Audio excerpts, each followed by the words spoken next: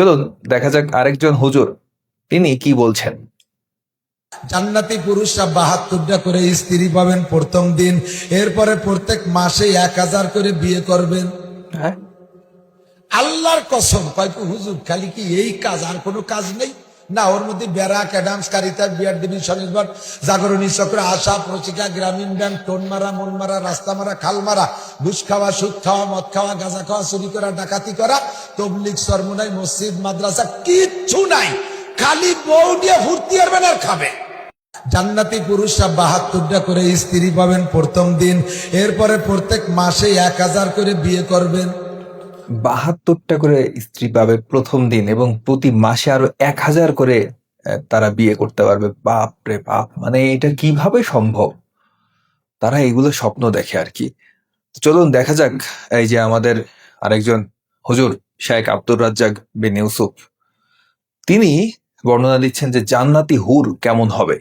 চলুন শোনা যাক তার মুখ থেকে। অত দামি মেয়েকে কিভাবে তুমি ভোগ করতে চাও? তুমি হিসাব করতে পারো না?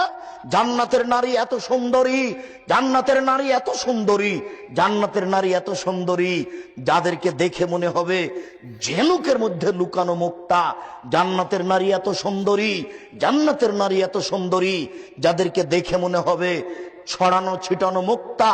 জান্নাতের নারী এত নরম, জান্নাতের নারী এত নরম, জান্নাতের নারী এত নরম যে আপনার ওই ডিমের খোসা এবং সাদা পদার্থ, ডিমের খোসা এবং কুসুমের মধ্যে সাদা পদার্থ যত নরম, ডিমের খোসা এবং কুসুমের মধ্যে সাদা পদার্থ যত নরম, জান্নাতের নারী তত নরম। কি দিয়ে বোঝায় যুবক আমি তোমাকে?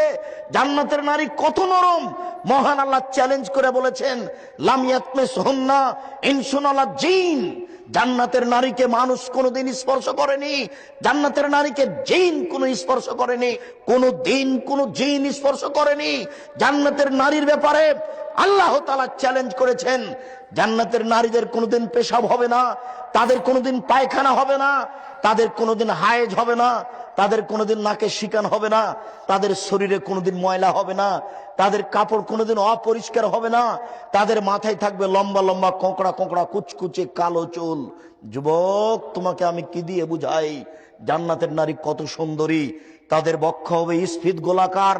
তুমি এই জান্নাতের নারী ভোগ করতে চাও পতিতালয়ের নারী দেখে?